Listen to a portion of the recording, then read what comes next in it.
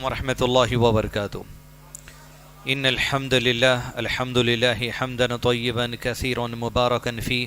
الحمد لله عدد ما خلق، والحمد لله ملء ما خلق، والحمد لله عدد كل شيء، والحمد لله عدد ما في السماوات وما في الأرض. اللهم صل وسلم على نبينا محمد وعلى آله وصحبه وسلم تسليما كثيرا. رب اشرح لي صدري ويسر لي أمري واحلل عقدة من لساني يفقهوا قولي. معزز سامعین کرام، صلاح ورکشاپ کی یہ دوسری کڑی ہے، پارٹ 2 ہے۔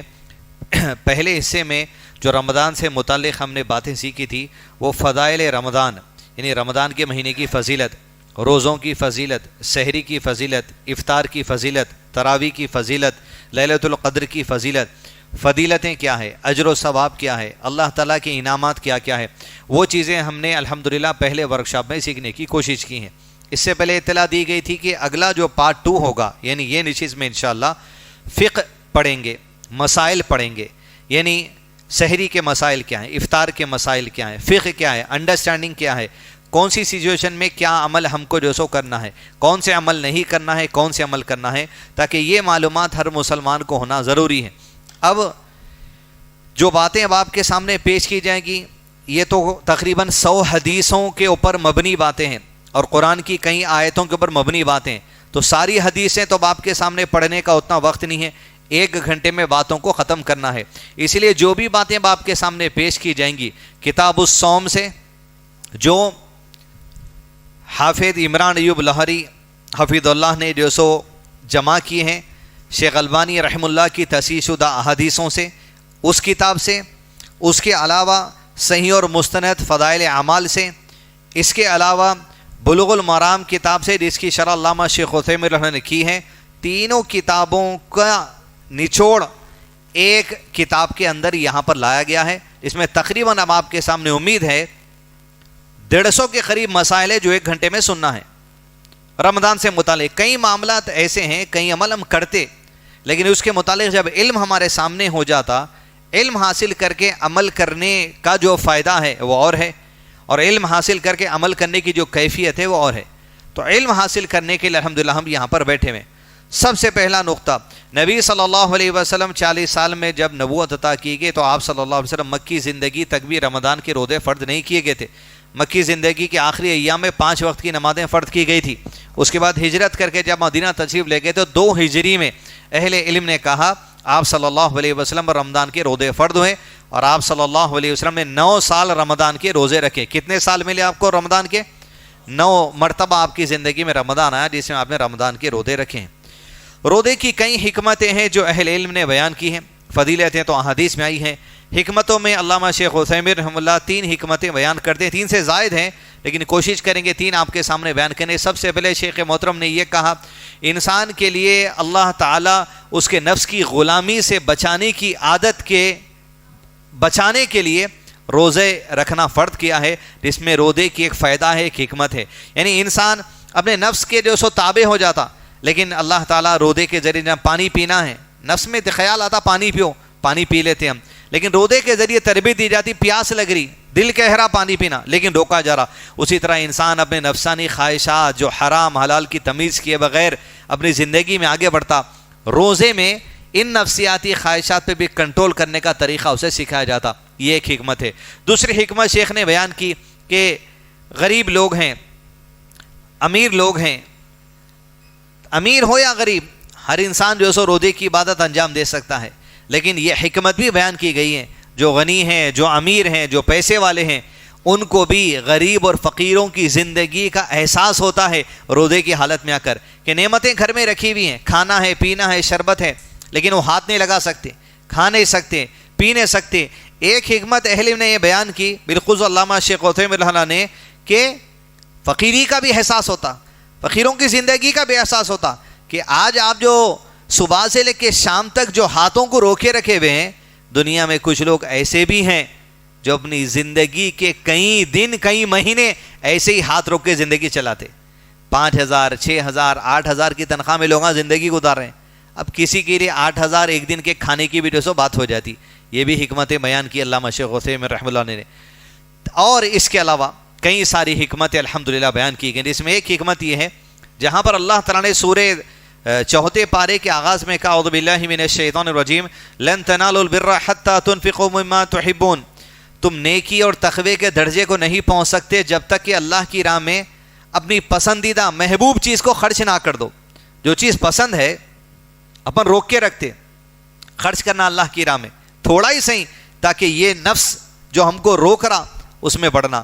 شیخ نے حکمت یہ بیان کی تیسری، جس طرح اللہ کے قریب محبوب ترین چیز کو خرچ کرنا عبادت ہے، رمضان کی حکمتوں میں سے ایک حکمت یہ ہے محبوب ترین چیزوں کو اپنے ہاتھ کو روک کے رکھنا، یہ بھی رمضان کی حکمتوں میں سے.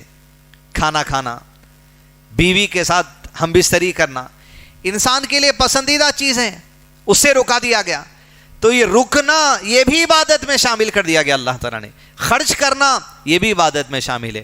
یہ تین حکمتیں ہیں جو بیان کی گئی، اس کے علاوہ کئی ہیں، اہل علم کی 200 کتابیں آپ پڑھ سکتے ہیں. تیسرا مسئلہ بیان کیا، بغیر کسی جائز شرعی عذر کے ریزن کے رمضان کا روزہ چھوڑ دینا یا توڑ دینا کبیرہ گناہ میں سے ہے.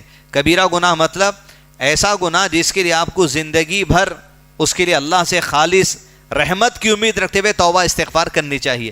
جیسے وضو ہم کر لیتے، اب عشاء کی نماز سے پہلے وضو کرے، ہاتھ سے پیر سے آنکھوں سے منہ سے کیے ہوئے صغیرہ گناہ معاف ہو گئے، لیکن کبائر یہ اعمال سے معاف نہیں ہوتے. اس کے لیے اللہ سے اچھی امید رکھنا ہے کہ وہ بخشش کرے گا، مغفرت کرے گا.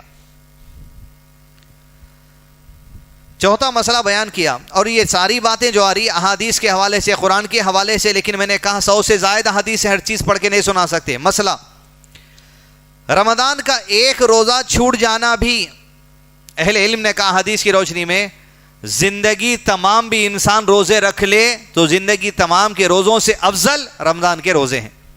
تو ممکن حد تک کوشش کرنی چاہیے، صحت سے ہیں، ایمان سے ہیں، رمضان کے روزے پورے رکھنے. افطار کے وقت سے پہلے جان بوجھ کر افطار کر لینے والے کو جہنم میں الٹا لٹکا کر اس کے جبڑے کو عذاب کے فرشتے پھاڑتے رہیں گے. یہ عذاب ہے کس کا؟ افطار سے پہلے جان بوجھ کے روزہ توڑ لینے. بالخصوص نوجوان جو ذرا 2-4-6 پیسے والوں میں یا نہیں ڈرگز وغیرہ لینے والے دوستوں میں ہیں، کوئی بات کہہ دیا روزہ توڑ لو، کیا کرنے کا ہے، باغ زندگی پڑے بھی ہے، اپن گناہ کر رہے ہیں، کیا جیو زندگی، نوجوانی ہے. یہ عذاب کا ذکر ہے، یہ اللہ کی طرف سے دیا جانے والا ہے، دنیا میں کوئی دینے والا نہیں ہے. تو اللہ کے عذاب سے ڈرو، اللہ کی آیات اور عبادت کو کھیل تماشا بچانے سے بچنا، یہ ہم سب کے لیے جو سو ایمان کا فریضہ ہے. دوسری حدیث کے بیس پہ علماء نے لکھا ماہ رمضان پانے کے باوجود جو شخص اپنی مغفرت حاصل نہ کروا لے، اللہ کی طرف سے مغفرت نہ کروا لے، اس پر فرشتوں نے اور نبی صلی اللہ علیہ وسلم نے لعنت کی ہے. یہ تمام احادیث کے مفہوم ہیں جو آپ کو پوائنٹ کی شکل میں لا لیے گئے.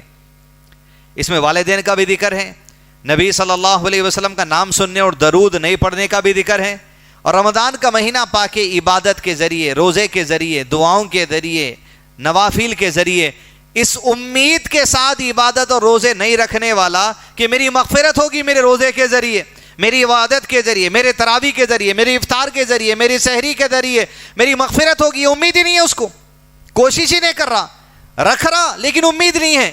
تو ایسے آدمی پر اللہ کے نبی صلی اللہ علیہ وسلم کے سامنے جبریل علیہ السلام نے لعنت کی اور آپ نے آمین کہا. تو لہذا رمضان کا مہینہ آ رہا ہے تو جو بھی عبادت ہم کر سکتے اس امید کے ساتھ کہ اللہ اس کے ذریعے ہمارے نیکیاں بھی بڑھائے گا، ہمارے گناہ بھی معاف کرے گا، اور اس مہینے میں برکتوں کے ذریعے اس مہینے کی جو فضیلت اللہ نے رکھی ہے مغفرت کی تڑپ اللہ سے اور بڑھا لینی چاہیے. نابالغ بچوں پر روزے فرض نہیں ہیں، لیکن صحابہ کرام عادت دلانے کے لیے اپنے بچوں کو روزہ رکھوایا کرتے تھے.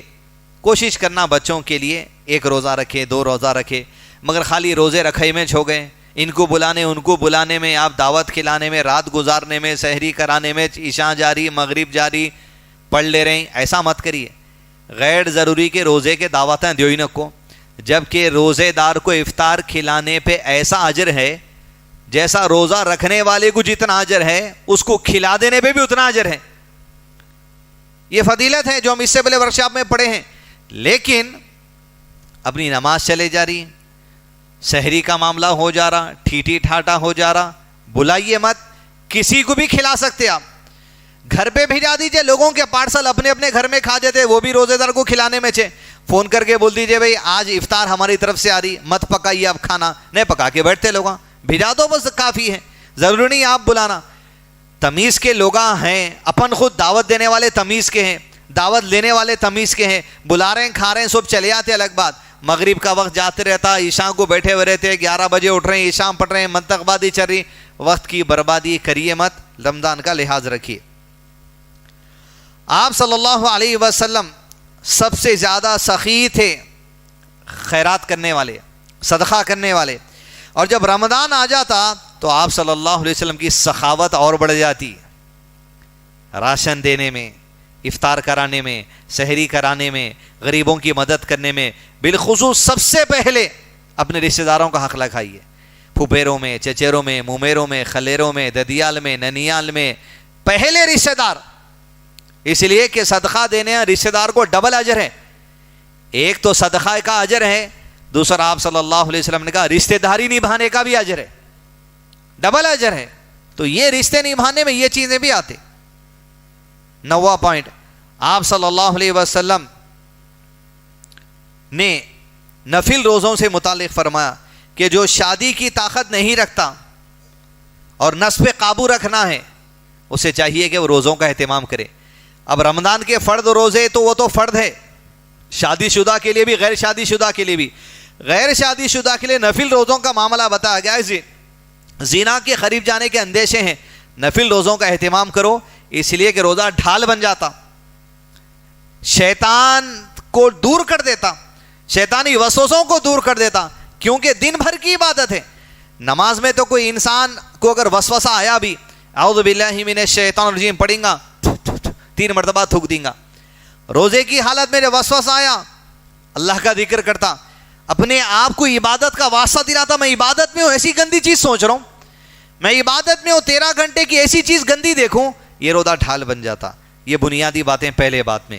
نیکسٹ 11واں نقطہ اہل علم نے کہا, جان بوجھ کر جو لوگ ہمیشہ نماز نہیں پڑھتے, نماز پڑھتے نہیں, صرف جمعہ پڑھ رہے ہیں یا عیدین پڑھ رہے ہیں, ایسے لوگوں کا روزہ رکھنا بھی صحیح نہیں ہے. اسلام کے کتنے ارکان ہیں؟ 5. توحید تو ہے. کوئی بول رہا میں رمضان کے روزے رکھتا ہوں, نماز نہیں پڑھتا ہوں, تو ایک رکن کا انکار ہو گیا نا. کوئی بول رہا یہ کہ میں حج نہیں کرتا ہوں, یہ دیکھا جائے گا, استطاعت نہیں ہے تو مت کرو. استطاعت رکھنے والا بول رہا میں حج نہیں جاتا ہوں, میں یہی لوگوں کو صدقہ خیرات کر لیتا ہوں, نہیں ہوتا, انکار ہو جاتا. اسلام کے رکن کا انکار کرنا کفر ہے, کبائر میں سے ہے, کبیرہ گناہوں میں سے ہے, جس سے مسلمان اسلام سے خارج ہو جاتا. لہذا جان بوجھ کر دائمی طور پہ جو لوگ فرض نماز چھوڑ رہے ہیں, اسلام سے خارج ہونے والا عمل ہے. لیکن آپ خارج ہو گئے, کافر ہو گئے, یہ نہیں کہا جا رہا, بتایا جا رہا مسلمان ہوتے ہوئے ایسا عمل کیوں کر رہے ہیں تم. لہذا ایسے لوگوں کا روزہ بھی صحیح نہیں ہے. اب سننے والے یہ کریں گے میں تو سال بھر نماز ہی نہیں پڑھا, میرا روزہ رکھنا ضروری نہیں ہے. مطلب یہ ہے اب جب روزے رکھ رہے ہیں تو یہاں سے انشاءاللہ نمازوں کی پابندی بھی شروع کر دیجئے. اس لیے اب تک آپ جو کر رہے تھے اس پر کہا گیا ایسے ہی آگے بڑھتے رہیے, یہ نہیں کہا جا رہا. 12واں مسئلہ اہل علم نے کہا, صرف رمضان میں نمازیں پڑھنے والے بدترین لوگ ہیں جو اللہ کو دھوکہ دیتے ہیں, ان کے روزے بھی صحیح نہیں ہوتے. مطلب روزہ رکھ رہے ہیں بول کے رمضان میں نماز, رمضان سے پہلے نماز نہیں ہو رہی تھی, ایک رات پہلے تک, پھر یہ ارادہ ہے پورا رمضان ہوتے ہی پھر چھوڑ دینا ہے. بولے پھر روزے ان کے کس فائدے کے؟ اسلام کے رکن پہ قائم نہیں ہے, اور رمضان میں یہ نیت ہے کہ اسلام کا رکن چھوڑ دینا بھی ہے, کب؟ رمضان کے بعد. تو کیا فائدہ اس عبادت کا؟ تو لہذا اسلام میں ادخلوا فی السلم کافہ, پورے کے پورے داخل ہو. فرائض کے معاملے میں نماز فرض ہے تو اس میں پورے آ جائیے, روزے فرض ہے تو اس میں پورے آ جائیے, حج اگر فرض ہوا تو آؤ, اگر فرض نہیں ہے تو دور رہیے, آپ کے اوپر حج جانا بھی نہیں ہے. زکوٰۃ دینا فرض ہوا مالی استطاعت کے حساب سے تب دیجئے, نہیں تو مت دیجئے. اس طریقے سے جس کے لیے جو چیز میں ادخلوا داخل ہونا ہے فی السلم کافہ, پورے داخل ہونا. اور اسلام کے 4 ارکان سے پہلا رکن کیا ہے؟ شہادہ. 5 وقت کی نماز پڑھ رہے ہیں آپ, رمضان کے پورے روزے رکھ رہے ہیں, پہلے بھی پڑھ رہے تھے نمازاں, رمضان کے بعد بھی پڑھ رہے ہیں, لیکن گلے میں تعویذ ہے, پیر میں کالی ڈوری ہے, انگوٹھی پہ یہ عقیدہ ہے اس کو اتارے تو نقصان ہوتا, تو پھر وہ سال بھر کی پہلے کی نمازیں میں کوئی فائدے کی نہیں ہے, نہ رمضان کی نمازیں فائدے کی, نہ رمضان کے روزے فائدے کے, نہ رمضان کے بعد کی نمازیں فائدے کی. کیوں؟ اسلام کا پہلا رکن ہے توحید پہ قائم ہوتے ہوئے نماز پڑھنا, اخلاص رکھتے ہوئے روزے رکھنا, اخلاص کے ساتھ زکوٰۃ ہونا, اخلاص کے ساتھ حج ہونا. توحید ہی نہیں ہے, سارے عمل آپ کر رہے ہیں تو پھر وہ عمل مردود ہے. اخلاص توحید ضروری ہے, اور نبی صلی اللہ علیہ وسلم کی سنت شرط ہے. تو پہلے باب میں, پہلے چیپٹر میں 12 نکات جو اہل علم نے قرآن اور سنت کی روشنی میں پیش کیے تھے, اس کو نقطے کی شکل میں, پوائنٹ کی شکل میں آپ کے سامنے پیش کیا گیا تھا. دوسرا ہے باب روزے کے مسائل, مسائل میں سے روزے کے. پہلا, چاند دیکھنے کا بیان. ماہ رمضان کا چاند دیکھ کر روزہ رکھنا چاہیے, کسی کی ایک اطلاع مل جائے تو بھی کافی ہے. بخاری شریف اس کی روایت ہے. سارے چیزیں حدیثوں کی بیس پر ہیں, قرآن کی آیتوں کی بیس پر ہے. میں حوالہ نہیں بول رہا ہوں, کتاب آپ لے سکتے. یہ کتاب چاہیے حوالے کے ساتھ واٹس ایپ کریے 9849758154 پر, انشاءاللہ آپ کو مل جائے گی. نیکسٹ, نیا چاند دیکھنا, یہ آپ صلی اللہ علیہ وسلم کی سنت تھی, اور ایک دعا آپ صلی اللہ علیہ وسلم پڑھتے تھے. یہ دعا پورے 12 مہینے کے چاند دیکھنے پہ پڑھنے کی بھی ہے, صرف رمضان کے چاند کی بھی نہیں. لیکن جو سو خاص جستجو ہو جاتی چاند دیکھنے کی, یہ دعا پڑھتے تھے. اللہ اکبر, اللہم اہلہ علینا بالامن والایمان والسلامت والاسلام والتوفیق لما تحب وترضى ربنا وربک اللہ. اے اللہ, اس چاند کو, اس مہینے کو ہماری زندگیوں میں ایمان کے ساتھ, امن کے ساتھ, سلامتی کے ساتھ, اسلام پر عمل کی توفیق کے ساتھ قائم کر دے. اے چاند, تیرا اور ہمارا رب اللہ ہے. مطلب چاند سے نہیں مانگی جا رہی دعا, وہیں عقیدہ کلیئر بھی کر دیا گیا, ربنا و ربک اللہ, تیرا اور میرا رب اللہ ہے. اے چاند, اسے ہی جو سو اشارہ کر دیا گیا. یہ بات ہے. دوسرا, ماہ رمضان کے چاند کے متعلق ایک دیانتدار مسلمان کی گواہی کافی ہے. یہ جو اشارے ہیں یہ اہل علم کے معاملات میں سے ہیں. یعنی کوئی آدمی آ کے آپ کو بول دیا چاند دکھ گیا رہ جاؤ, ایک کمیٹی ہے, ایک آرگنائزیشن ہے, ایک رؤیت ہلال کمیٹی ہے, ان کو اگر کسی ایک دیانتدار مسلمان کی گواہی مل گئی کہ فلاں علاقے میں چاند میں دیکھ چکا ہوں, وہ لوگ فیصلہ لیں گے, کیونکہ ذمہ دار ہم ان کو بنا دیے کہ بھائی آپ ذمہ داری سے نبھائیے. تو اہل علم علماء اکرام کی جو کمیٹی ہے, ان کی بہت بڑی ذمہ داری رہتی کہ پوری قوم تک چوکنے ہو کر, لاپرواہی چھوڑ کر صحیح وقت پر صحیح اشارہ دے دینا. اور یہی کچھ لاپرواہیوں کی وجہ سے یا غلط لوگوں کی اطلاعیہ دے دینے کی وجہ سے لوگ کبھی رمضان کے روزے آگے پیچھے کر لیتے, کبھی عید منانا آگے پیچھے کر لیتے. تو اس میں چاہیے جو رؤیت ہلال کمیٹی ہے یہ ان کے لیے ہے. آپ اور میں شروع کر دے رہے ہیں. اس سے پہلے ایک حیدرآباد میں ایک ہی لڑکا, انہیں سب میں اعلان کر دیا تھا روزہ توڑ لیجئے بول کے. اہل علم جہاں پر ہے وہاں اجتماعیت کو خراب نہیں کیا جاتا, وہاں اجتماعیت کو توڑا نہیں جاتا. اس بات کا لحاظ رکھنا ہے. دوسرا, ایک تو یہ مسئلہ ہے. دوسرا مسئلہ وہ ہے وہ لوگ جو سعودی عرب کا چاند دیکھ لے کے اگر ایک دن پہلے دکھ گیا تو روزہ کھول لیتے. ان کو پہلی میری نصیحت یہ ہے, سعودی عرب سے پہلے کوئی دوسرے ملک میں چاند اگر دکھ گیا تو آپ کر لینے والے وہاں کے حساب سے عید نہیں نا. ہوا یہ مسئلہ. علامہ شیخ عثیمین رحمہ اللہ کیا کریں, حج کے فتووں میں آج بھی آپ کے فتووں کو اہمیت دی جاتی. وہاں کے مفتیوں کے ہیڈ گزرے آپ اپنی زندگی میں, اللہ شیخ کی مغفرت کرے رحمہ اللہ. تو جب انہوں نے کہا عرفہ کا روزہ جو لوگ یہ کہہ رہے ہیں کہ سعودی عرب کے چاند کے حساب سے دنیا میں چترف رہنا چاہیے, ان لوگوں سے میرا سوال ہے, کس کا؟ شیخ عثیمین کا. سعودی عرب کے ایک زمانے تک کے ہیڈ مفتی گزرے, حج کے مناسک کے جو سو بڑے جو سو ذمہ دار آپ گزرے. کہا ان سے میرا سوال یہ ہے کہ اگر ہمارے پاس چاند دکھنے سے پہلے اگر آپ کے ملک میں چاند دکھ گیا تو 9 تاریخ ہمارے سے پہلے آپ کا نہ آ جائے گی, تو ہم 9 تاریخ آپ کے ملک کے حساب سے عرفہ میں جمع ہو جانا یا ہمارے ملک کے حساب سے عرفہ میں جمع ہو جانا؟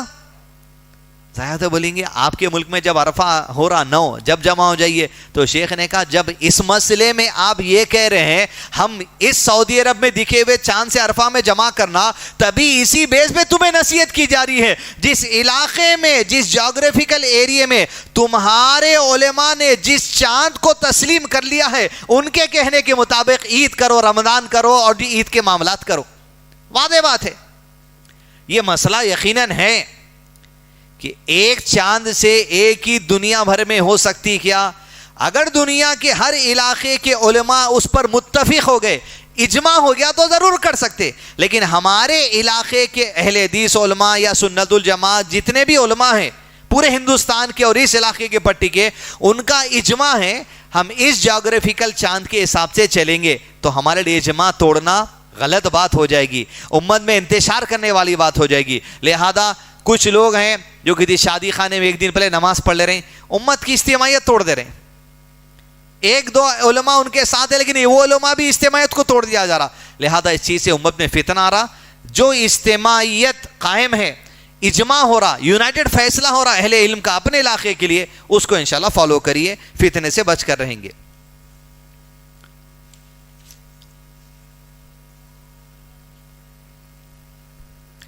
اگلا مسئلہ, ماہ رمضان کا کوئی دن کم ہو جائے تو اجر میں کمی نہیں ہوتی. یعنی مہینہ کبھی 29 کا بھی ہوتا, کبھی 30 کا بھی ہوتا. تو اہل علم نے کہا اگر رمضان 29 روزوں کا آیا, اجر و ثواب 30 کا جو ہے 29 آنے سے کم ہو گیا, تو اہل علم نے کہا اس میں کمی نہیں ہوتی. رمضان کا جو اجر و ثواب تمہیں عطا ہونے والا ہے پورے مہینے کا, وہ تو اللہ کی طرف سے مل کے رہیں گا. یہ اللہ کی طرف سے آسانی ہے, مہینہ کبھی 29 بھی ہوتا, کبھی 30 بھی ہوتا. البتہ اس میں اگلا مسئلہ یہ ہے, اگر رمضان کے روزے کوئی یہاں بھی رہ رہے ہیں, سفر کر کے عمرہ کو جا رہے ہیں, آنے جانے میں ان کے اگر روزوں کی گنتی 28 ہو گئی, تو ایسے لوگوں کو چاہیے کہ عید کے بعد ایک روزہ کر لینا, کیونکہ مہینہ یا تو 29 کا ہوتا یا تو 30 کا ہوتا. کیونکہ کبھی سعودی عرب میں 29 کی عید ہو گئی, آپ یہاں رمضان شروع کرے تھے, وہاں گئے, وہاں 29 کی عید ہو گئی, تو آپ کے 28 روزے ہوتے. عید کے بعد ایک روزہ رہ جانا, کیونکہ یا تو 29 ہونا یا تو 30 ہونا. نہیں, آپ جو سو یہاں پر روزہ کر کے یہاں کے روزے رہے, وہاں جانے کے بعد 30 رمضان ہوئے وہاں پر, لیکن وہاں پر 29 روزے آپ کے مکمل ہو گئے, تو اہل علم نے کہا عید کے بعد روزہ رکھنے کی ضرورت نہیں ہے, کیونکہ آپ کے 29 ہو گئے کافی ہے. یا تو 29 یا تو 30, 28 ہوئے تو پھر آپ کو روزہ پور کرنا پڑے گا. لیکن آپ اگر کوئی روزہ چھوڑے تھے, اس کی وجہ سے آپ کے روزے 29 ہوئے, تو چھوڑے ہوا روزہ تو آپ کو پورا کرنا ہی کرنا پڑے گا, چھوڑ کے ایسی گنتی نہیں کی جا سکتی. یہ بنیادی مسئلہ.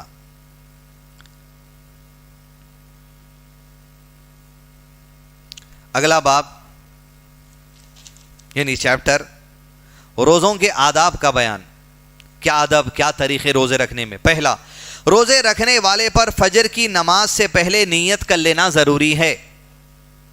یعنی فجر کی نماز کا وقت شروع ہو رہا آج کے دن میں, دیکھیے حیدرآباد کی ٹائمنگ بول رہا ہوں کہ دنیا کے یہ ویڈیو سننے والے اپنے ملک کا سمجھ لیں گے. حیدرآباد میں آج فجر کی نماز کی جو ٹائمنگ ہے وہ 5:21 کو وقت شروع ہوتا. 5:21 سے پہلے آپ نیت کر لینا کہ آج روزہ رکھ رہا ہوں. ظاہر بات ہے جو آپ سحری کو نیند میں سے اٹھتے ہیں وہی نیت ہے, اٹھنے کے بعد سے اسی کو نیت کہا جاتا. اور نیت دل کے ارادے کا نام ہے. نویت ان ثم غدا للہ تعالی, روزے کی نیت کی دعا نہیں ہے. اٹھنا ہی آپ کا نیند سے سحری کرنے کے لیے وہی نیت ہے. پہلا نقطہ. دوسرا,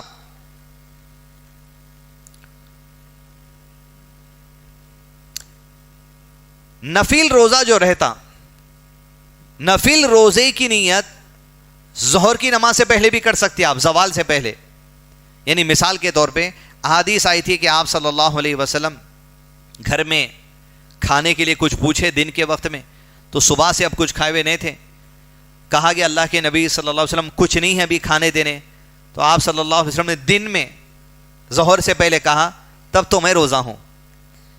نفل روزے کی نیت زوال ظہر کا وقت شروع ہونے سے پہلے, سورج گرنے سے پہلے کر سکتے رہنا ہے تو, یا نفل روزہ رکھ کے آپ توڑنا بھی چاہ رہے ہیں تب بھی بیچ میں دن کے وقت میں توڑ لے سکتے ہیں، اس کے اوپر کوئی گناہ نہیں ہے. دوسری چیز، لیکن فرض رمضان کے جو روزے ہیں اور رمضان کے روزے کی جو قضا ہے اس کی نیت آپ قضا روزہ رہ رہے ہیں، کسی کا کوئی روزہ چھوٹ گیا، خواتین کا روزہ چھوٹ گیا، رمضان کے بعد آپ فرض روزہ رہنا چاہ رہے ہیں، دن میں آپ نہیں کھائے آج کچھ بھی، ارے 12 بج گئے نہ نہیں کھائے اب تک، قضا روزہ رہ جاؤں کیا، چھوٹ گئے سو رمضان کے، نہیں کر سکتے ایسے آپ دن کے وقت میں. اس کی نیت آپ کو فجر سے پہلے کرنا پڑتا، قضا روزے کی بھی جو رمضان کا ہے فجر سے پہلے اس کی نیت ہوگی. نیکسٹ، نیت محض دل کے ارادے کا نام ہے. تیسرا مسئلہ، آپ صلی اللہ علیہ وسلم نے فرمایا سحری کھانے میں برکت ہے. یعنی علامہ شیخ عثیمین نے کہا بعض کھانے برکت کا سبب ہوتے ہیں. برکت کا کھانا، فاتحہ کا کھانا، 11ویں کا کھانا، 12ویں کا کھانا، 13ویں کا کھانا، چہلم کا کھانا، چھلے کا کھانا، چھٹی کا کھانا، زیارت کا کھانا، نیچے گرا تو اٹھا کے کھا لے رہے ہیں. سحری برکت کا کھانا ہے، سحری میں برکت ہے. یہ کھانا چھوڑ کے چھلے، زیارت، چہلم، 10واں، روے کا مٹھا، نان کی روٹی اس میں پڑی ہوئی کھاؤ، یہ کھاؤ، برکت ہے. اصول کیا کیا چیز میں برکت ہو جاتی وہ تو اللہ کو معلوم، لیکن یہ کھانا باعث برکت ہے. سحری نہیں کھانا اہل کتاب کا طریقہ تھا، یہود و نصارہ کا. نبی صلی اللہ علیہ وسلم کی سنت سحری کھانا ہے. سحری کھانے پر اللہ کی رحمت ہوتی ہے اور فرشتے سحری کرنے والوں کے حق میں رحمت کی دعا کرتے ہیں. اور کیا ہونا بولیے، اپن کھا رہے ہیں، آسمان کے فرشتے اپنے حق میں دعا کر رہے ہیں. سحری کھانے پر اللہ کی رحمت اور فرشتوں کی دعائیں ملتی ہیں. دوسرا، سحری کھانے پر تیسرا مسئلہ، پانچواں مسئلہ، سحری کا وقت صبح صادق شروع ہونے سے پہلے تک ہے. یہ سب سے امپورٹنٹ نقطہ ہے. روزے کے آداب میں اہم نقطہ کیا ہے؟ سحری کا وقت صبح صادق شروع ہوتا ہے، مطلب جیسے ہی فجر کی نماز کا وقت شروع ہو جاتا وہیں پر سحری کا وقت ختم ہو جاتا. جیسے آج فجر کی نماز کا وقت حیدرآباد میں شروع ہو رہا 5:21، مارننگ 5 AM 21 منٹس پہ شروع ہو رہا. جیسے شروع ہوا اذان سنائی دیتی آپ کو، اذان سنائی نہیں دیتی، آپ سحری روک دینا. اور سحری میں افضل آپ صلی اللہ علیہ وسلم نے کہا کھجور ہے، افضل سحری کھجور ہے، کھجور کا استعمال سحری میں بھی کرنا. اب یہاں روزہ برباد کرنے کا ایک سسٹم ہے ہندوستان میں. کئی مسلمان ایسے ہیں جن کا روزہ ہو رہا ہی نہیں، روزے کی بربادی کا سسٹم ہے، کھا رہے لوگ. وجہ جیسے مثال آپ کو دی گئی 5:21 پہ جب آپ کی سحری کا وقت ختم ہو رہا، کیونکہ وہاں کون سی نماز کا وقت شروع ہو رہا؟ فجر کی. اب بعض مسجدوں میں کیا ہے، مسلک کا نام تو نہیں بولتا میں، وہ لوگ اپنا جائزہ لانا، کیونکہ نبی صلی اللہ علیہ وسلم کی سنت کی بات ہے، لوگوں کے روزے برباد کرنے والی بات ہے. 5:21 کو وقت جب شروع ہوتا تو لوگ بولتے احتیاط، 5:21 یا 5:20 کچھ یا 5:19 کچھ سائرن بجا دیا جاتا، 3 سائرن. 5:21 کو وقت جب فجر کا شروع ہو رہا اس سے پہلے سائرن بجاتے، پہلا کام. دوسرا یہ کرتے، لوگوں بہت شانے ہیں، شانے کیا 1.5 شانے ہیں، لوگوں کو حدیث اپنی غرض کی معلوم رہی تو مفتیوں کی بھی نہیں سنتے. لوگ یہ بولے بھائی اذان تک کھاؤ، بولے حدیث میں نبی صلی اللہ علیہ وسلم. اب 5:21 کو وقت شروع ہو رہا تو ایک مسلک میں احتیاط کے نام پہ 5:26 کو اذان دی جاتی. کب دی جاتی؟ ہوتا نہیں، غلط بول رہا ہوں میں. 5:21 کو وقت شروع ہو رہا تو احتیاط 5 منٹ کا 5:26 کو اذان دی جا رہی. تو عوام بول رہی اذان تک کھاؤ، اللہ اکبر. 5:26 کو شروع کر رہے ہیں تو 5:28 2 منٹ تو اذان چلتی، 5:28 تک کھا رہے ہیں. وقت شروع ختم کب ہو گیا؟ 5:21، 7 منٹ تک کھاتے آپ، اور آپ یہ امید رکھتے ہوئے کہ روزہ ہو رہا آپ کا. مثال کے طور پہ 5:21 کو وقت ختم ہوا. دوسرا مسئلہ اسی میں، اور آپ کی نیند ہوشیار ہوئی 5:25 کو، تو پھر وقت ختم ہو کے کتنے منٹ ہو گیا؟ نہیں، اذان نہیں ہوئی بلکہ کھاتے کیا؟ وہیں نیت کر لینا پڑتا میں روزہ ہی ہوں بغیر سحری کا. کیونکہ رات میں تو کر کے سوئے تھے، آپ صبح اٹھنا ہے بول کے نیت. اس طریقے سے ہندوستان کے اکثر علاقوں میں لوگوں کے روزوں کو برباد کیا جا رہا ہے. اس کے ذمہ دار وہی لوگ ہیں جو مسلک کی ضد پہ بیٹھے ہوئے. آپ کو اگر آخری سیرن بجانا ہے 5:21 کو بجاؤ، پھر آپ 5:21 کو سیرن بجاتے اذان بھی دے دو. پھر آپ یا تو سیرن دینا بند کر کے صرف اذان دو، یا سیرن دے رہے ہیں تو سیرن کے ساتھ ساتھ اذان بھی دے دیجئے 5:21 کو. نہیں تو پھر لوگ آپ سے زیادہ بڑے مفتی ہیں، اذان تک کھانے کی دلیل ہے. لیکن کیسی دلیل ہے وہ؟ مثال کے طور پہ آپ کھانا کھا رہے ہیں، تیسرا مسئلہ اسی ٹاپک میں، کھانا کھا رہے ہیں آپ 5:10 سے 5:21 تک آپ کھا رہے ہیں، 1-2 نوالے باقی ہے. ایگزیکٹ 5:21 کو امام صاحب اذان دینا شروع کرے، اللہ اکبر اللہ اکبر. تو آپ صلی اللہ علیہ وسلم نے کہا جو کھانا کھا رہا ہو اگر اذان ہو گئی تو وہ کھانا ختم کر لے. انہیں اذان ہونے تک اپنی پلیٹ میں کا باقی چیز کھا لے سکتا. لیکن کون سی اذان؟ وہ اذان جو وقت ایگزیکٹ پہ شروع کی جاتی. مثال کے طور پہ ایسی مسجد آپ کے گھر کے پاس ہے جو ایگزیکٹ وقت ہوتے ہی شروع اذان دے دیتے، لیکن اس دن ان کا مائک خراب ہو گیا تو آپ 5:21 کو روک دیجئے. 15 سیکنڈ، آدھا منٹ ادھر ادھر ہوا، کچھ الگ بات. اس مسئلے میں سحری کے لوگوں کا روزہ برباد ہو رہا. مسئلے کی اختلافات کو چھوڑ کے سنت کی طرف آئیے، ورنہ پھر یہ بجانے کا سیرن اور اذان غلط ٹائم پہ دے کے لوگوں کو وہاں تک کھینچنے کا گناہ آپ کے سر پر ہے. مؤذن صاحب اپنے عقیدے کی اصلاح کر لیجئے. اگلا مسئلہ، سحری کھانے میں تاخیر کرنا مستحب ہے، پسندیدہ عمل اللہ کو. تاخیر مطلب 5:21 کو وقت ختم ہو رہا، 5:20 5:19 5:18 آخری وقت تک کھاؤ. 3 بجے کھا لے رہے ہیں، پانی پی لے رہے ہیں، 2-4 سگریٹاں مار لے رہے ہیں، سو جا رہے ہیں، اذان ہو رہی، کوئی بات ہی نہیں ہے. کون سا روزہ ہو؟ یہ چیز کا لحاظ رکھیے. فرمایا آپ صلی اللہ علیہ وسلم کی حدیث کے بیس پر کھجور سے سحری کرنا افضل عمل ہے. سب سے بہترین سحری کھجور ہے بولے آپ صلی اللہ علیہ وسلم. لہذا کھجور کا استعمال سحری میں بھی کیا کریے. اگر سحری کھاتے ہوئے اذان ہو جائے، صحیح اذان، تو فوراً کھانا چھوڑ دینا ضروری نہیں، بلکہ حسب ضرورت جلد از جلد کھا لینا جائز ہے، حرام نہیں ہے وہ کھانا. اہم دوسرا مسئلہ، روزہ افطار کرنے میں جلدی کرنا مستحب ہے.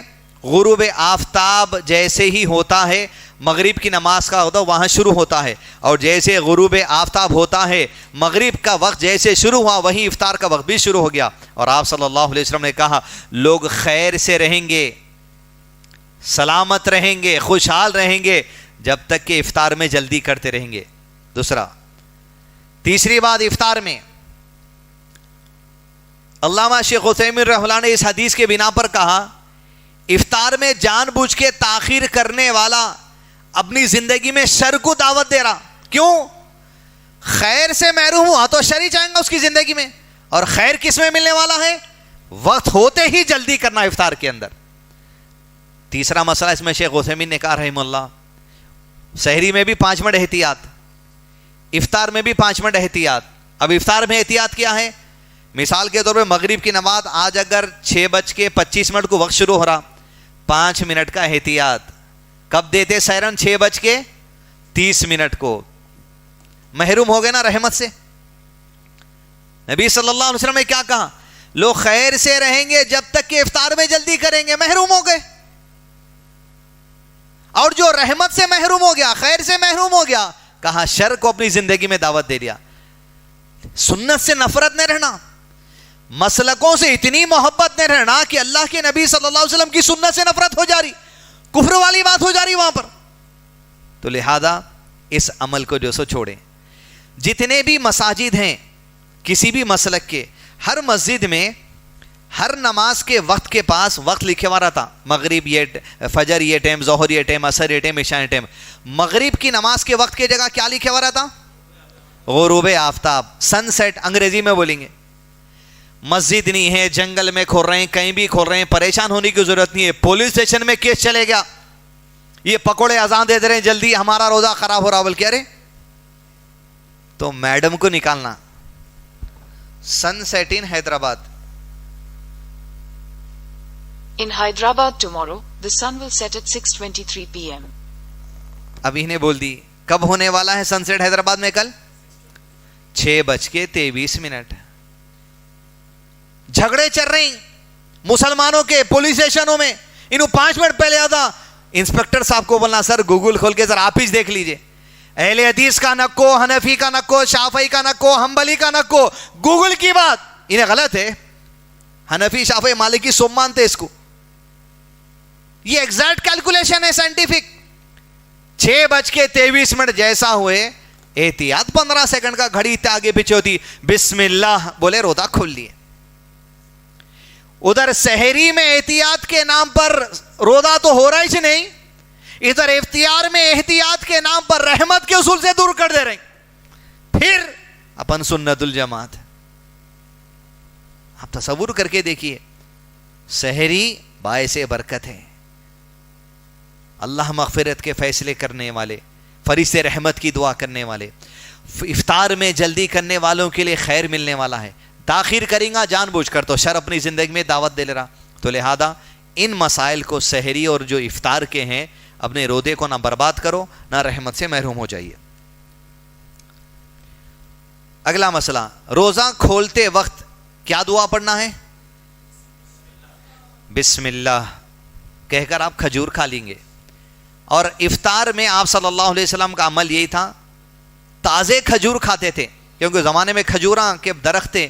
آج بھی مسجد نبی میں آپ روزہ کھولے اگر تو تازے کھجور آتے وہاں, پہلے آدھا پکا رہتا آدھا کچا رہتا, انہیں رطب وہ نہیں رہتے. تو آپ صلی اللہ علیہ وسلم سوکھے کھجور لیتے تھے, تھوڑا جو ڈرائی ہو جاتا کالا ہو جاتا. جتنا کھجور آتا آپ نے سوکھا کھجور ہے, پکے ہوا کھجور ہے, تازہ نہیں ہوتا ہے.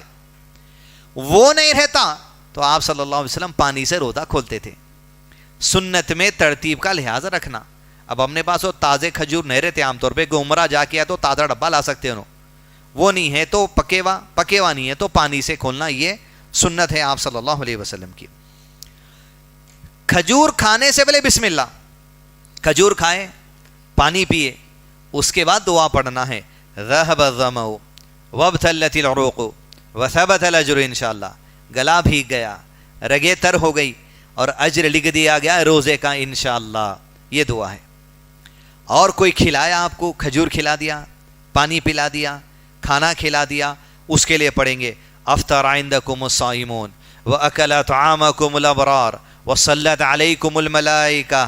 نیک لوگ تیرے گھر کھانا کھاتے رہیں, روزے دار تیرے گھر کا کھانا کھاتے رہیں, اور پھر وصلت علیکم الملائکہ, فرشتے تیرے حق میں خیر اور سلامتی کی دعائیں کرتے رہیں. یہ دعا دینا ہے جو ہم کو روزہ کھلائے. اگلا باب, روزے دار کے لیے وہ عمل جو جائز ہے کرنا. تمام چیزیں حدیث کے بیس پر ہیں, ریفرنسز اس میں لکھے ہوئے ہیں. پہلی چیز, بہت زیادہ کرلی کرنا اور ناک میں پانی چڑھانے سے روزہ نہیں ٹوٹتا. بعض لوگ پریشان کرا دیتے, پریشان نہیں ہونا. تیل لگانے سے, کنگھی کرنے سے روزہ نہیں ٹوٹتا. بعض لوگوں کے قریب یہ بھی ہے, کیونکہ اپنے بعد حج کو جا رہا بولے تو ڈرا دیتے, رمضان آیا بولے تو ڈرا دیتے. یہ ڈر دین اتنا آسان ہے, علم میں رکھتے, سنت سامنے رہتی, مگر خامخواہ لوگوں کو شک میں ڈالنا. تیسرا مسئلہ, روزے کی حالت میں صرف گرمی کی وجہ سے ایک سے زائد بار غسل کرنے سے بھی روزہ نہیں ٹوٹتا. یہ لوگاں بنا لیے, بلکہ اہل علم کو کتاب میں لکھنا پڑا, غیر ضروری کے مسائل کی وجہ سے کنفیوز مت ہو جائیے. بلکہ چوتھا مسئلہ, روزے کی حالت میں خوشبو لگانا جائز ہے. پانچواں, روزے کی حالت میں سرما لگانا جائز ہے. چھٹا, حالت جنابت میں روزہ رکھنا اور بعد میں فجر سے پہلے غسل کرنا جائز ہے. یعنی میاں بیوی روزے کی رات میں ہم بستری کریں, صبح اٹھ گئے اور اٹھنے کے بعد میاں اور بیوی کو غسل کرنا ہے تو لازم نہیں ہے غسل کر کے سحری کرنا.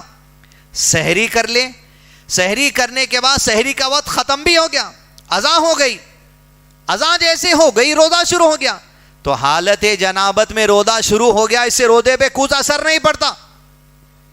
پھر اس کے بعد غسل کر کے فجر کی نماز پڑھ لے سکتے. دین میں اتنی آسانی ہے, یہ اللہ کی رحمت ہے. لیکن روزے کی حالت میں جنابت کر لیا, وہ تو پھر روزہ ٹوٹنے والا معاملہ ہے. یہ چیز میاں بیوی کے لیے مسئلہ. اگلا مسئلہ چھٹواں, روزے کی حالت میں بچنا ہجامہ کروانا اس کی بھی اجازت ایک حدیث سے ملی. اس میں علماء کے گروپ میں اختلاف ہیں. بعض احادیث اہل علم نے کہا پنجواں لگانا ہجامہ لگانے سے روزہ ٹوٹ جاتا, آپ صلی اللہ علیہ وسلم کا راست قول ہے. بعض نے کہا کہ کروانے کی دلیل ہے, بعض نے کہا جو دلیل ہے وہ ضعیف حدیث ہے, اس لیے اس مسئلے سے احتیاط کا مسئلہ یہ ہے کہ ہجامہ کروانے سے روزے کی حالت میں رک جائیں, لیکن بعض اہل علم اجازت دیے ہیں اس کا. 7واں مسئلہ, بیوی کا بوسہ لے لینے سے روزہ نہیں ٹوٹتا. آپ صلی اللہ علیہ وسلم حالت روزے میں ہوتے, حضرت عائشہ کہتی مجھے بوسہ دے کر رہتے آپ صلی اللہ علیہ وسلم حالت روزے میں, اس سے روزہ نہیں ٹوٹتا. علامہ شیخ عثیمین رحمہ اللہ نے کہا ایسا آدمی جو روزے کی حالت میں بیوی کو بوسہ دینا چاہ رہا, بوسہ دے سکتا, لیکن اس کی شہوت پہ کنٹرول نہیں ہے اور آگے بڑھ کے جو سو ہم بستری کی طرف چلے جا سکتا, ایسا آدمی بوسہ دینے سے بھی دور رہے, ورنہ اصول یہ ہے بوسہ دینے سے روزہ نہیں ٹوٹتا. مسواک کرنے سے روزہ نہیں ٹوٹتا. اسی کے بیس پر علماء کرام نے کہا کسی کا مسواک نہیں ہے, ٹوتھ برش کرنا چاہ رہا پیسٹ کے ساتھ, وہ بھی کر سکتا, اس سے بھی روزہ نہیں ٹوٹتا, کیونکہ زبان پہ ٹیسٹ آتا. کھا رہے پی رہے نہیں, آپ پانی بھی پئیں گے تو آپ کو کہیں گاؤں میں جا کے کہیں ایسے علاقے میں جا کے بور کا پانی نمکین رہتا, آپ کو پانی کھا رہا ہے بولتے, آپ چکھتے ہی تو ٹیسٹ تو آ رہا نا کھا رہا, اس سے روزہ جب نہیں ٹوٹتا تو کہا ٹوتھ پیسٹ کر لینے سے بھی روزہ نہیں ٹوٹ سکتا. مسواک ہے تو کر لینا چاہیے. روزے دار کے منہ کی بدبو اللہ کے قریب کسوری سے زیادہ بھی محبوب ہے, لیکن منہ پاک اور صاف رکھنا یہ سنت ہے آپ صلی اللہ علیہ وسلم کی. 10واں مسئلہ, دوران روزہ ٹوتھ پیسٹ کا استعمال کرنے سے روزہ نہیں ٹوٹتا. 12واں مسئلہ, تھوکنے سے روزہ نہیں ٹوٹتا. بعض لوگوں کو تھوک آتا تو بار بار تھوک دیتے, تھوک کا کچھ حصہ آپ نگل لیے, اس سے بھی روزہ نہیں ٹوٹتا. لیکن تھوک جمع کر کے پیاس لگ رہی تو آپ نگل رہے ہیں, ایسے کام نہیں ہو سکتے, تھوک دینا. نیکسٹ, اچانک روزے دار کے حلق میں مکھی یا کچھ چیز چلے جانے سے روزہ نہیں ٹوٹتا. ناک میں دوا ڈالنے سے بھی جو سو روزہ نہیں ٹوٹتا, لیکن بہتر ہے افطار کے بعد اور سحری سے پہلے ڈال لیا جائے تو. پھر 15واں مسئلہ کہا مہندی لگانے سے روزہ نہیں ٹوٹتا, ہاتھوں پہ, جینٹس کو نہیں. جینٹس تو آج کل جینٹس بھی ڈال لے رہے ہیں, پرانا ہی چیز حیدرآباد کا, کن انگلی کو ڈال لیتے نوشا, بعض نوشا ہتھیلی پہ بھی لال سکہ ڈال کے چھوڑ دیتے. پرانے دولوں کا دکھتے تھے, نئے دولوں میں نہیں ہے چیز. اب نئے دولے عورتوں کے سے کپڑے پہننے میں مصروف, سلک کا پیجامہ, سلک کی شیروانی, اس میں ہیں بیچارے مصروف. مہندی لگانے سے روزہ نہیں ٹوٹتا. حالت روزے میں میک اپ کرنے سے بھی روزہ نہیں ٹوٹتا. لیڈیز کی ہو رہی بات, کیونکہ آج کل جینٹس بھی میک اپ کر رہے ہیں. ایک ڈبی آتی لاڑ بازار میں ملتی, وہ ڈبی کا نام کیا ہے, اب آئی وہ نام فیضا, پہلے وہ ڈبی کا نام بغیر نام کی ڈبی تھا. بھائی بغیر نام کی ڈبی جو بولتے, منہ راتوں میں لگڑ کے سو رہا, صبح اٹھتے بیٹا چاند کا ٹکڑا ہو جا رہا, پھر 4 دن جا رہے ہیں, پھر کلر. نوجوان بچے ڈال کے نکل رہے, ارے بھائی پیدا خود آپ ایسے نہیں تھے, امریکہ بھی جا کے آئے تو نہیں ہوتے ایسے لوگ. اچانک گردن سبحان اللہ, گردن کالی دکھ رہی, منہ گورا دکھ رہا, وہیں پکڑے جا رہا انہیں, لیپ لیا بول کے. تو یہ کیا ہے, مردوں کے چالے نہیں ہیں. عورتاں ذرا کر لیے, شوہر کے خوبصورت دکھنے کے الگ بات, مرداں ایسی چیزوں میں انوالو نہیں ہوئے تو بہتر ہے. لیکن مرد کے لیے اس بات کی اجازت ہے.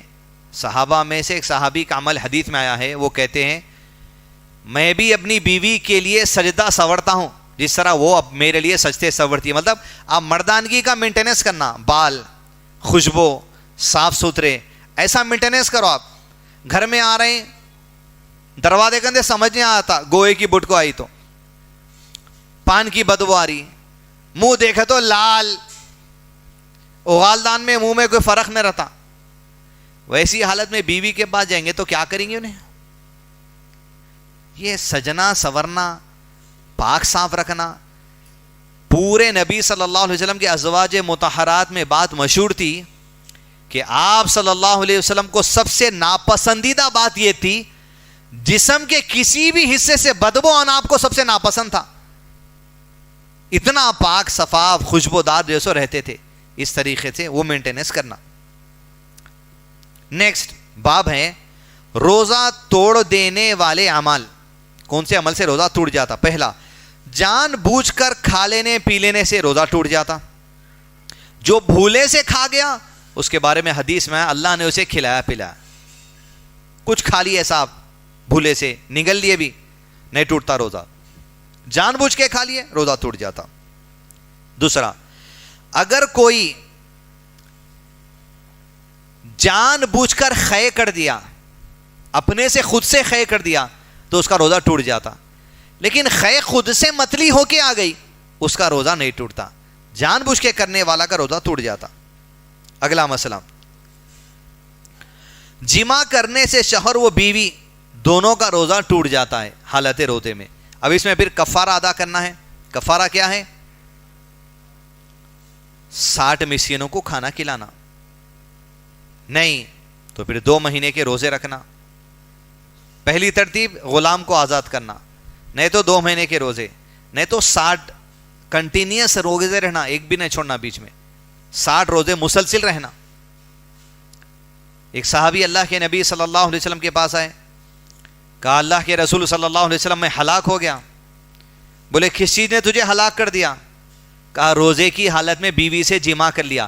اور یہ حکم صرف رمضان کے فرض روزوں کے لیے ہے. نفل روزہ ہے, آپ دوپہر تک نفل روزہ رہ گئے, کوئی آپ کو دوپہر کے کھانے کی دعوت دیے, آپ روزہ توڑ لے سکتے. نفل روزہ ہے, بیوی سے جمع کرنا چاہ رہا, روزہ توڑ لے سکتا ہوں, لیکن رمضان کے فرض روزوں کے لیے ہے یہ. کہا اللہ کے نبی صلی اللہ علیہ وسلم میں ہلاک ہو گیا. کہا کس چیز نے تجھے ہلاک کیا؟ کہا میں نے حالت روزے میں جمع کر لیا. کہا اللہ کے نبی صلی اللہ علیہ وسلم نے اب تو یا تو غلام کو آزاد کر. کہا کسوں مجھے طاقت نہیں, اتنے پیسے نہیں ہے میں غلام خرید کے آزاد کروں. کہا 2 مہینے کے روزے رکھ لیں. کہا جسم میں اتنی طاقت نہیں ہے کہ مسلسل 2 مہینے کے روزے رکھ سکوں. کہا تب تو پھر 60 مسکینوں کو کھانا کھلا دے. بولے اللہ کے نبی صلی اللہ علیہ وسلم میں اتنا غریب ہوں, 60 مسکینوں کو کھانا کھلانا یہ میرے بس کی بات نہیں ہے. تو آپ صلی اللہ علیہ وسلم نے کہا ٹھیک ہے, اب تو یہی حکم تھا اللہ کا. وہ بیٹھا رہا وہاں پر. کچھ دیر کے بعد ہوا یہ, وہ شخص اسی مجلس نبی صلی اللہ علیہ وسلم میں بیٹھ گیا. اتنے میں نبی کریم صلی اللہ علیہ وسلم کی خدمت میں کھجوروں سے بھری ہوئی ایک ٹوکری لائی گئی. آپ صلی اللہ علیہ وسلم نے اس آدمی کو مخاطب کر کے فرمایا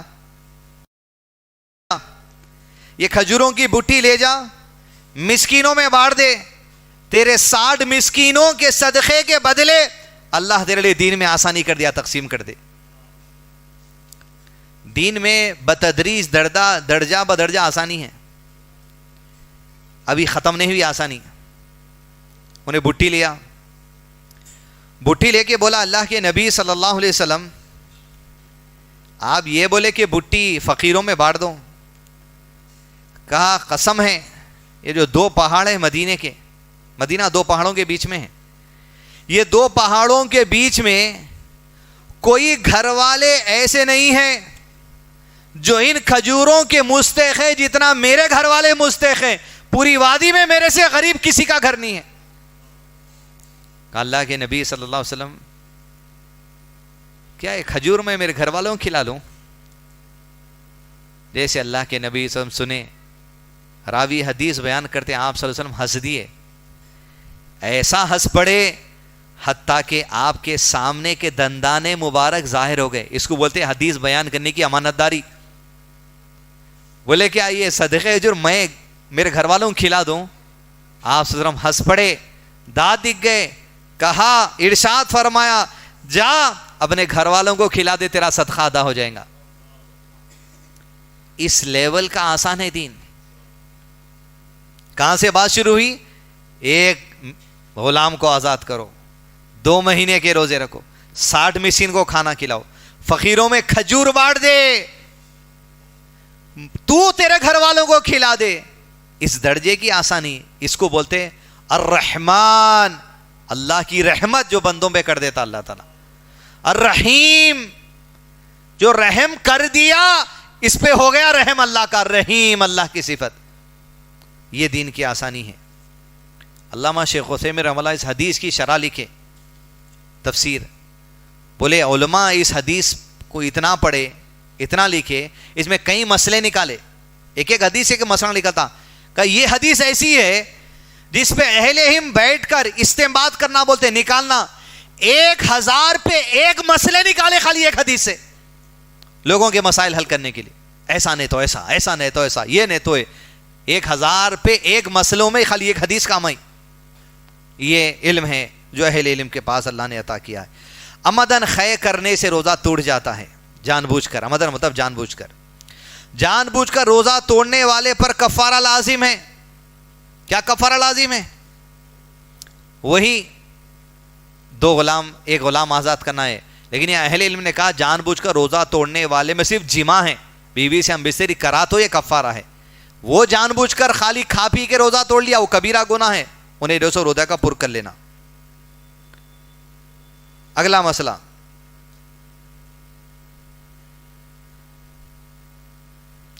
اگر کوئی بھول کر رمضان کے مہینے میں اپنی بیوی سے جماع کر لے, اس پر کفارہ نہیں ہے لیکن اس کا روزہ ٹوٹ جاتا ہے. رمضان انہیں بھول گیا تھا. اب ایسا تو ممکن نہیں ہوتا عام طور پہ, کیونکہ پہلے سرنا بجا کے بتا دیتے کل سے رمضان ہے بول کے, تو اتنا تو یاد رہنا ہی پڑتا. پہلے رمضان کے روزے میں یہ حرکت ہو رہی تو بھول سکتے بھول گیا بول کے, لیکن آگے ذہن نشین رکھنا بات کو. اگلا مسئلہ, اگر ہم بستری کے علاوہ کسی اور طریقے سے انزال, اسپرم کا خارج ہو جانا, عورت کے لیے بھی جو مدی کا خارج ہو جانا کسی اور وجہ سے ہو گیا تو ایسے کا روزہ نہیں ٹوٹتا. جیسے نوجوان بچے ہیں, رات میں سو رہے ہیں, نائٹ فال ہو گیا, اسپرم نکل گیا, ان کا روزہ نہیں ٹوٹتا. دن میں بھی سو رہے ہیں, روزہ ایسی طرح ہو گیا, نہیں ٹوٹتا. لیکن کسی حرکت کی وجہ سے اگر وہ اس طرح منی اپنی خارج کر لیا آدمی تو اس کا روزہ ٹوٹ جاتا.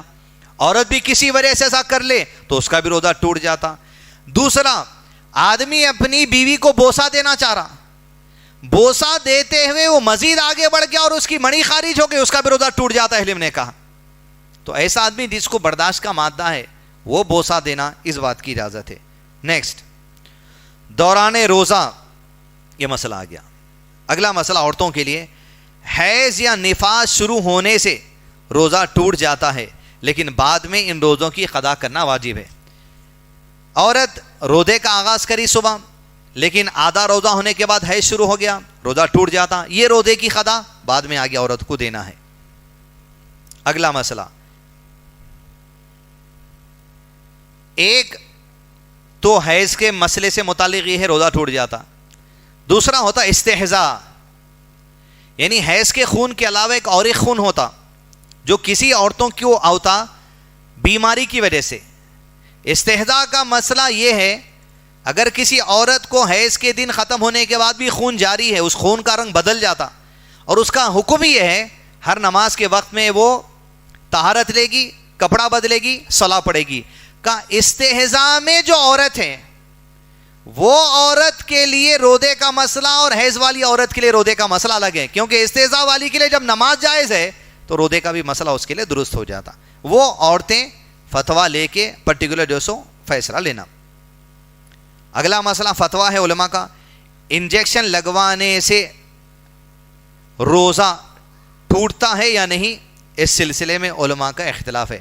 لہٰذا انجیکشن کی کسی کو ضرورت ہے, انسولین کی ضرورت ہے, سحری کے وقت لے لینا یا افطار کے وقت لے لینا, یہ 2 آپشن کر لیے تو دن میں ضرورت اس کی نہیں پڑتی. اگلا مسئلہ, اگر چند لمحوں کے لیے کوئی بے ہوش ہو جائے روزے کی حالت میں, اس کا روزہ نہیں ٹوٹتا. لیکن بے ہوش ہوا, پورا دن بے ہوش ہو گیا, افطار کے وقت کے بعد ہوش میں آیا تو اس کا روزہ مکمل نہیں, انہیں بعد میں روزہ رکھ لینا. یہ اہل علم کے جو الحمدللہ فتاوے ہیں قرآن حدیث سے استنباط کرتے ہوئے. نیکسٹ, بچے کو دودھ پلانے والی عورت کا روزہ نہیں ٹوٹتا. وہ اگر برداشت کر سکتی ہے دودھ پلانے والی عورت تو وہ بھی روزہ رہ سکتی ہے. نیکسٹ, نکسیر آ جانے سے یعنی ناک سے خون بہنے سے بھی روزہ نہیں ٹوٹتا. اگلا مسئلہ, ٹیسٹ وغیرہ کروانے, خون کا معائنہ کروانے سے بھی روزہ نہیں ٹوٹتا, مگر بہتر یہ ہے افطار کے بعد کرا لیا جائے. دانتوں سے خود سے نکلنے والے خون سے بھی روزہ نہیں ٹوٹتا. آنکھوں یا کانوں میں دوائی ڈالنے سے اگر ضروری ہے دن میں ڈالنا تو بھی روزہ نہیں ٹوٹتا. یہ بنیادی باتیں ہیں روزے سے متعلق.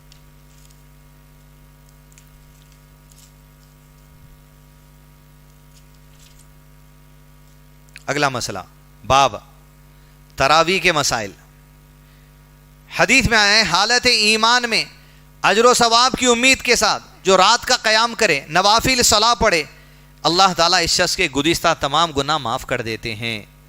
ایک نفل نماز گھر میں پڑھنا افضل ہے، لیکن ماہ رمضان میں نماز تراویح گھر میں پڑھنے کے بنسبت مسجد میں جماعت سے ادا کرنا یہ افضل عمل ہے۔ اب عشاء کی نماز ہم پڑھیں، نفل نماز گھر میں پڑھنے کا ثواب زیادہ ہے مسجد میں پڑھنے سے، لیکن رمضان میں چونکہ آپ صلی اللہ علیہ وسلم نے جماعت کے ساتھ اس نفل نماز کا اہتمام کیا، مسجد میں جماعت سے پڑھنا افضل ہے۔ کوئی گھر میں پڑھنا چاہ رہا وہ بھی پڑھ سکتا، افضل عمل یہ ہے رمضان کے لیے۔ عورتیں بھی مسجد میں شرکت کر سکتی ہیں باجماعت تراویح کے لیے اور دوسری نمازوں کے لیے، لیکن شوہر کی اجازت کے ساتھ، بغیر بولے کہ نکل جا رہے ہیں، اس طریقے سے عورتوں کے لیے جائز نہیں ہے۔ نیکسٹ، نماز تراویح کا وقت عشاء کے وقت نماز کے بعد شروع ہوتا، فرض نماز کے بعد، اور سحری کا وقت ختم ہونے سے پہلے تک رہتا۔ یہاں ایک مسئلہ یہ ہے، بعض لوگ یہ سمجھتے عشاء کی نماز کا وقت بھی تہجد تک رہتا، غلط۔ آپ صلی اللہ علیہ وسلم نے فرمایا صلاح عشاء کا وقت نصف رات تک ہے، یعنی فجر کی نماز کا وقت شروع ہو رہا 5:30 کو، اور مغرب کی نماز کا وقت شروع ہو رہا 6:30 کو، تو رات کتنے گھنٹے کی ہو گئی؟ 11 گھنٹے کی۔ 11 گھنٹے کا آدھا 11:30 پونے 12 بجے عشاء کی نماز کا وقت ختم ہو جاتا، اب یہ وقت رہتا۔ رات کا کیلکولیشن کیسا کریں گے؟ مغرب کا وقت شروع ہونے سے لے کر فجر کا وقت شروع ہونے تک کی رات ہے، اس کے درمیانی حصے میں عشاء کی نماز کا وقت ختم ہو جاتا۔ البتہ وتر کی نماز اور نفل نماز پڑھنے کے لیے آپ فجر کی نماز کا وقت شروع ہونے سے پہلے تک کے وقت استعمال کر سکتے ہیں۔ اگلا مسئلہ، نماز تراویح کی صحیح تعداد 11 ہے۔ کتنی ہے؟ جس میں 8 رکعت نفل ہے۔ کتنے رکعت نفل ہے؟ 3 رکعت وتر ہے۔ کتنے رکعت وتر ہے؟ وتر کس کو بولتے ہیں؟ 1 3 5 7 9 کو وتر کہا جاتا۔ وتر سننا مؤکدہ ہے، یہ بھی نفل صلاح ہے۔ نفل صلاح جو تراویح ہے وہ بھی نفل صلاح ہے۔ نمازیں 2 ہی ہیں، ایک فرض ایک نفل۔ سنت نام کی نماز نہیں ہے، چونکہ نبی صلی اللہ علیہ وسلم اس نفل کو پابندی سے پڑھتے تھے، اس لیے سننا مؤکدہ۔ نفل نماز 8 رکعت 2 کر کے نفل پڑھتے تھے آپ صلی اللہ علیہ وسلم۔ وتر کیسے کرتے تھے؟ 3 کر کے وتر کرتے تھے، 5 کر کے وتر کرتے تھے، 7 کر کے وتر کرتے تھے، 9 کر کے وتر کرتے تھے۔ وتر ایسی سنت ہے جو سننا مؤکدہ ہے، یعنی کوئی شخص اگر تراویح کی نماز نہیں پڑھا، خالی 9 رکعت وتر پڑھ کے سو گیا، وہ بھی تہجد پڑھ لیا انہیں۔ عشاء کی نماز کے بعد جو وقت شروع ہوتا اسی کو تہجد کا وقت ہے۔ افضل وقت رات کا آخری حصہ ہے۔ وتر کی نماز پڑھ رہے ہیں آپ، تہجدی پڑھ رہے ہیں آپ۔ تراویح پڑھ رہے ہیں آپ، تہجدی پڑھ رہے ہیں آپ۔ تراویح عشاء کے بعد ہی مسجد میں پڑھ رہے ہیں، تہجدی ہیں۔ تراویح آپ جو سو رات کے 2 بجے اٹھ کے پڑھ رہے ہیں، تہجدی ہیں۔ 8 رکعت 2 کر کے نفل، یا تو آپ 3 رکعت وتر پڑھو، 5 رکعت وتر پڑھو، 7 رکعت وتر پڑھو، 9 رکعت وتر پڑھو۔ اہل علم نے رکھا جو تعداد آپ صلی اللہ علیہ وسلم نے نفل کی اور وتر کی بتا دی، اس سے تجاوز کرنا، آگے بڑھنا سنت کی مخالفت والی بات ہے۔ بعض اہل حدیث مسجدوں میں بھی اس بات کا لحاظ نہیں رکھا جا رہا۔ عشاء کے بعد 8 رکعت پڑھ رہے ہیں، پھر آخری عشرے میں آ کے رات میں الگ 8 رکعت پڑھ رہے ہیں، پھر 3 رکعت وتر پڑھ رہے ہیں۔ اگر سنت کی نیت کر لیے تو دونوں طرف آپ کو اجر ملتا۔ عشاء کے بعد 8 رکعت پڑھ لو، آپ پڑھنا ہے تو آخری عشرے میں۔ رات میں 8 پڑھ کے 3 وتر کیوں پڑھ رہے ہیں آپ؟ رات میں ایک ساتھ 9 رکعت پڑھو وتر کی نیت سے۔ یہ 8 نفل یہ بھی سنت، وہ رات کے 9 وتر وہ بھی سنت، رکعتیں بھی آپ کی 17 ہو جاتی۔ اس طریقے سے سنت کو سنت کے اہتمام سے کریں گے تو مزید سنتوں میں آگے بڑھنے کی ہم کو توفیق ملتے رہتی۔ اگلا مسئلہ، نماز تراویح 2 رکعت کر کے پڑھنی چاہیے، ایک ساتھ نہیں پڑھ سکتے آپ، 4 سنت 2 رکعت کر کے پڑھنا ہے۔ اگلا مسئلہ، قیام رمضان نماز تراویح میں دیکھ کر قرآن پڑھنا، اس میں کوئی حرج نہیں۔ حضرت عائشہ کے غلام دیکھ کر قرآن پڑھتے تھے۔ فرض نمازوں کے لیے بھی اہل علم اجازت دیے، فجر کی نماز اور دیگر نمازوں کے لیے اگر امام دیکھ کر پڑھنا چاہتا ہے قرآن طویل پڑھنے کے لیے، بالکل فرض نماز میں بھی دیکھ کے پڑھ سکتے، اس سے نماز باطل نہیں ہوتی فرض نماز۔ اگلا مسئلہ، 3 راتوں سے کم میں قرآن ختم کرنا درست عمل نہیں ہے۔ جو رمضان میں شب شبینہ چلتی، 1 رات میں قرآن ختم، اس طریقے سے اللہ کا کلام توجہ سے خشوع سے سننے کا جو سو اس میں مسئلہ نہیں رہتا۔ کم سے کم 3 راتوں میں، اب اتنی ہمت والے تو اپنے پاس نہیں دکھتے آج کے زمانے میں، جو ٹھہر کے 10 پارے 1 رات میں پڑھ لیے، جیسا پڑھ لیے تو بڑے، وہ بھی خشوع والا، ایسا ڈر 10 پارے ہو گئے بھائی، چائے پی لے، ڈکاشن پی لے، کھاوا پی لے، گھر چلے گئے، پھر 10 پارے ختم۔ ایسا نہیں، توجہ، خشوع، سمجھداری، انکساری، عاجزی، رونا، سمجھنا، وہ ہے تلاوت۔ اگلا مسئلہ بیان کیا، مسجد کے ساتھ لگا ہوا گھر ہے، اس میں امام کی اقتداء میں نماز تراویح پڑھنا غلط عمل ہے۔ مسجد کے بعد گھر ہے آپ کا، آواز آ رہی نا، وہاں ٹھہر کے آپ اندر نہیں پڑھ سکتے۔ کس شکل میں پڑھ سکتے؟ 1 صف 2 صف بڑھتے بڑھتے بڑھتے صف باہر نکل گئی، اور لوگاں بولے بھائی آپ کے گھر کے صحن میں بھی یہ صف آ جا رہی، وہ لگتے ہوئے صف آپ کے گھر کے صحن میں آپ اجازت دیے تب اس میں پڑھ سکتے، ورنہ لیڈیز اپنے گھر میں آواز آ رہی بول کے مسجد کے مائک کی گھر میں نماز کی جماعت نہیں بنائی جا سکتی۔ یہ بنیادی باتیں۔ اس کے علاوہ آخری باب ہے اعتکاف کے مسائل۔ اعتکاف کے لیے نیت کرنا ضروری ہے۔ اعتکاف سنت ہے، آپ صلی اللہ علیہ وسلم کی ہر سال رمضان کے آخری عشرے میں آپ اعتکاف بیٹھا کرتے تھے۔ 1 رمضان اللہ کے نبی صلی اللہ علیہ وسلم دوسرے عشرے میں بھی اعتکاف بیٹھے، صحابہ بھی بیٹھے۔ جب اطلاع ملی کہ لیلۃ القدر ابھی آخری عشرے میں ہے تو آخری عشرہ بھی اعتکاف بیٹھ گئے آپ صلی اللہ علیہ وسلم اور صحابہ۔ اس طریقے سے ماہ رمضان کے آخری عشرے میں اعتکاف بیٹھنا مؤکدہ ہے، آپ صلی اللہ علیہ وسلم کی سنت ہے۔ اعتکاف مساجد میں ہی رہا جا سکتا ہے، مساجد کے علاوہ گھر کے کسی حصے میں خیمہ یا چادر بننے کے اعتکاف نہیں رہ سکتے، نہ مردوں کے لیے عمل ہے نہ عورتوں کے لیے عمل ہے۔ اعتکاف کے لیے روزہ شرط نہیں ہے، روزہ رکھے تو اعتکاف رہنا بول کے۔ پلس دوسرا، اعتکاف کے لیے دن بھی مخصوص نہیں ہے، رمضان کے علاوہ غیر رمضان میں بھی اعتکاف بیٹھ سکتے آپ۔ اگلا مسئلہ، اعتکاف کے لیے ضروری نہیں ہے کہ آخری عشرے میں ہی اعتکاف بیٹھنا، پہلے عشرے میں بھی آپ 2 دن اعتکاف بیٹھ سکتے، 1 دن اعتکاف بیٹھ سکتے۔ اگلا مسئلہ، اعتکاف کے لیے سنت یہ ہے کہ آپ صلی اللہ علیہ وسلم عشاء کی نماز مغرب کی نماز کے ساتھ ہی، نہیں ایک منٹ مسئلہ نہیں، آگے آئیں گا پڑھتا ہوں۔ دوسرا 9واں مسئلہ، خواتین بھی مسجد میں اعتکاف کر سکتی ہیں بشرطے کہ شوہر نہیں ہے، شادی نہیں ہوئی تو والد کا یا بھائی کا جو محرم ان کی اجازت ہونا۔ اگلا مسئلہ، آخری عشرے میں عبادت کے لیے زیادہ محنت کرنی چاہیے۔ اعتکاف کرنے والا 20 رمضان کی شام کو اعتکاف میں داخل ہو جائے گا۔ اعتکاف میں بیٹھنے والا کسی سخت ضرورت ہی سے مسجد کے باہر نکل سکتا ہے، جیسے بعض مسجد رہتے ہیں، مسجد کے باہر کے حصے میں حمام رہتا، آپ جا کے آ سکتے۔ مسجد میں کھانے کا انتظام نہیں ہے، کوئی لا کے دینے والا بھی نہیں ہے، آپ اکیلے مسجد میں اعتکاف بیٹھ گئے، باہر دکان ہے خرید کے لانا ہے، آپ ہی جا کے لانا پڑتا، کوئی لا کے دے دیا تو گڈ، نہیں لایا تو آپ ہی جانا پڑتا۔ احتلام ہو گیا ہے اعتکاف میں بیٹھے ہوئے، مسجد میں نہانے کا سسٹم نہیں ہے، بادو کسی کے گھر میں جا کے آپ کو حمام کا استعمال کرنا ہے، جا سکتے، ایسے چیزوں سے اعتکاف نہیں ٹوٹتا۔ اور بھی کئی مسائل ہیں، لیکن ایسے مساجد میں اگر اہتمام ہو جائے تمام چیزوں کا، کھانے کا، حمام وغیرہ کا، تو اعتکاف میں اور جو سو خیر رہیں گا۔ اعتکاف کے دنوں کی کم سے کم کی کوئی مدت نہیں ہے، اعتکاف کی جگہ پہ 4 پائی یا پلنگ بستر وغیرہ بھی رکھا جا سکتا ہے۔ اعتکاف کرنے والے کے لیے مستحب ہے کہ وہ نوافل، تلاوت قرآن، دعا و اذکار، کثرت سے عبادتوں میں اپنے آپ کو مصروف رکھیں۔ اعتکاف کی حالت میں بیوی کا مسجد میں آنا اور شوہر اپنی بیوی کو چھونا یا بیوی اپنے شوہر کو چھونا، اس سے اعتکاف نہیں ٹوٹتا۔ نبی صلی اللہ علیہ وسلم اعتکاف بیٹھتے مسجد نبی میں، اور بازو حجرہ تھا، اپنے سر کو حجرے میں رکھ دیتے حضرت عائشہ کے، حضرت عائشہ آپ کے بالوں کو کنگھی کرا کرتی۔ اعتکاف کی حالت میں بیوی اپنے شوہر کو چھو دی، اس سے اعتکاف نہیں ٹوٹتا نہ روزہ ٹوٹتا۔ اعتکاف کرنے والے کے لیے مسجد میں کھانا کھانا جائز ہے، مسجد میں ہنسنا بھی جائز ہے، جائز بات کے اوپر۔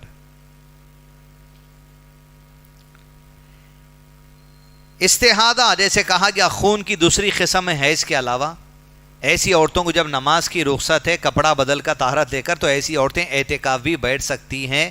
یہ اہل علم کی جو سو اس مسئلے میں رائے ہیں۔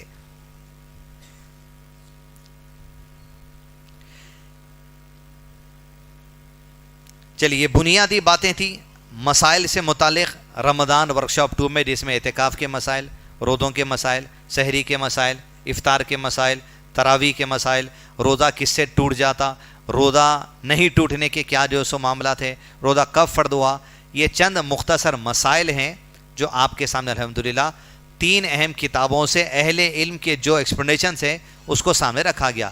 یہ نوٹس اگر چاہیے واٹس ایپ کریے 9849755154 پر، PDF فائل آپ کو بھیج دی جائے گی۔ وصلی اللہ علی نبینا محمد وعلی آلہ وصحبہ وسلم تسلیما کثیرا۔